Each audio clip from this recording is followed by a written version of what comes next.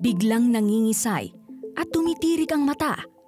Ilan ito sa mga senyales ng seizures na pwedeng mangyari ng biglaan at walang babala.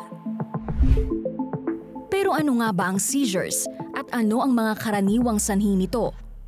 Ang seizures ay biglang abnormal o sobrang electrical activity sa utak na pwedeng makaapekto sa kilos, pandama, kamalayan o emosyon ng isang tao. May mga seizures na tumatagal lang ng ilang segundo, pero may ilan ding umaabot ng ilang minuto. Ilan sa mga maaaring sanhi ng seizures ay ang epilepsy, isang kondisyon kung saan paulit-ulit ang pag-atake ng seizures. Maaari rin itong dulot ng matinding pinsala sa ulo, stroke o biglang pagbara sa daloy ng dugo sa utak. Ang mga impeksyon tulad ng meningitis at encephalitis ay maaari ring magdulot ng seizures.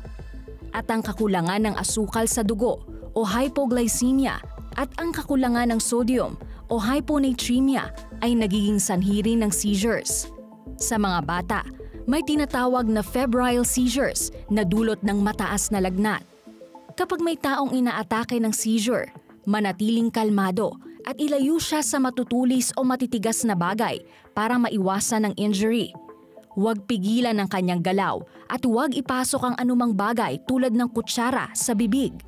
Mas ligtas kung ihihiga ang taong may seizure ng patagilid para hindi mabulunan kung may laway o suka. Siguraduhing maluwag ang damit sa leeg at dibdib para sa mas maayos na paghinga.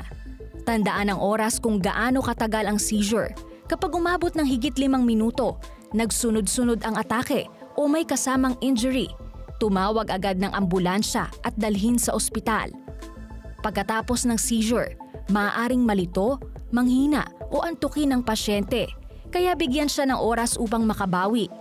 Para sa may epilepsy, mahalaga ang consistent na pag-inom ng gamot at pag-iwas sa triggers gaya ng pagpupuyat at sobrang stress.